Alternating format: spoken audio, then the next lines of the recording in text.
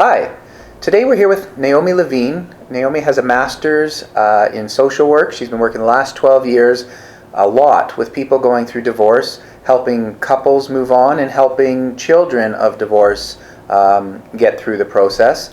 Welcome. Hi Naomi, how are you? Good, thanks. Good. Today I want to talk about something that I know every viewer's probably felt at some point or another, and that is the big nasty word called guilt. And of course I've heard a couple of things from the basic is I feel guilty about ending the marriage, which I'm sure you could talk a lot about.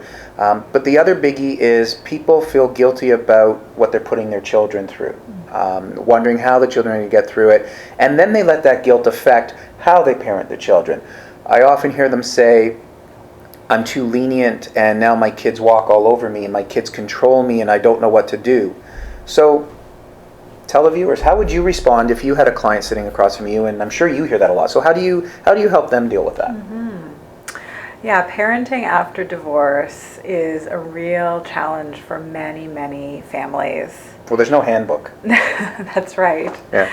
And, parents are both grieving the marriage and, navigating all the very difficult feelings that come up as a result of ending the marriage. Sure.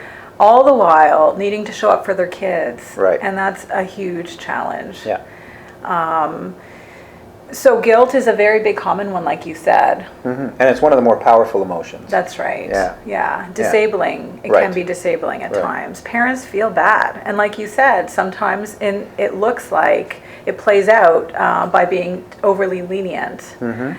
And when you describe that, I think, well, then guilt becomes at times the driving force in a parenting decision. I feel bad because the marriage has ended, so I'm going to give in to my kids.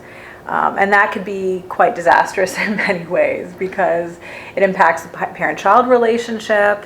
Like you said, the kids walk all over the parents. And it doesn't enable the kids to grow up with healthy boundaries. Right. Or maybe I'll just let the kids get away with it this time because they're going through a lot or because the other parent did or didn't do something. That's right. Yeah. Trying to make up for it. That's right. Yeah.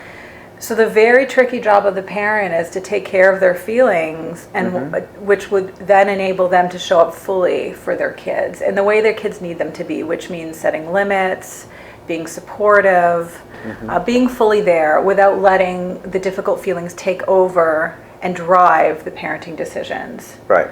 There's grief that parents need to go through when a marriage is ended, and guilt is a common feeling that comes up. And part of the process, the healing process in therapy, is coming to terms that there are very meaningful reasons why the parents decided to separate and divorce. And through going through the process of grieving, parents can heal and can show up for their kids fully. Right. And you just said something else that's very interesting is there are reasons that a marriage ends. And I've heard a lot, I'm sure you've heard a lot, there's a lot of experts that have said it can be very unhealthy to stay in an unhealthy marriage. That's right. Not that we're saying everybody should go out and get divorced, but if a marriage is ending, chances are it was an unhealthy marriage. And if not just for the two spouses, for the kids for many reasons. I'm sure we could talk about that for hours. Absolutely. But when it comes to guilt, I'm hearing two sides of it in terms of dealing with it and moving forward. The one is if people can't get past the guilt on their own, that's why they need to speak with someone like you, is how to process those feelings, because it's easy for us to say there's nothing to feel guilty about, but they have to work through that with you. They have to understand the marriage ended for the right reasons, hopefully, and the kids will be okay as long as you continue to show up and parent in the right way. So the first part, or one part, is understanding the guilt and dealing with the guilt. The other part is, like you said, showing up. You're entitled to your feelings and your grief, but you have to show up and be a full parent full time. That's right. The kids need you. That's right. And so I guess there's two different aspects of how you help people move forward. That's right. And you hit actually a really important point. I try.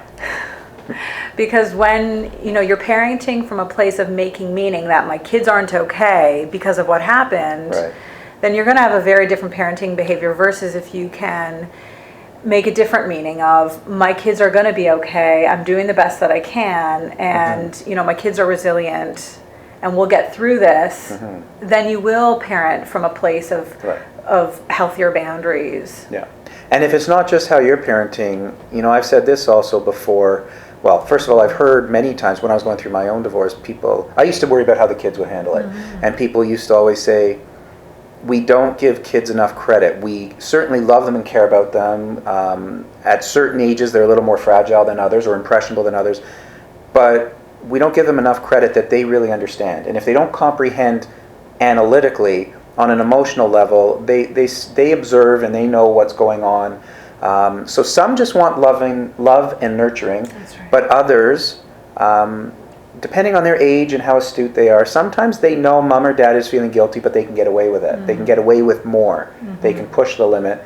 So as a parent, you know, at the risk of sounding redundant, it's not all about discipline, but it is about showing up and guiding our children to make the right decisions and understand their own feelings, and not just walk all over us and push us around.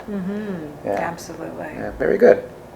Well, if you are struggling with understanding guilt or any other types of emotions and you would like to speak with Naomi privately, feel free to send me an email at mike@thedivorceguy.ca, and I'd be happy to send you Naomi's confidential contact information and put you in touch.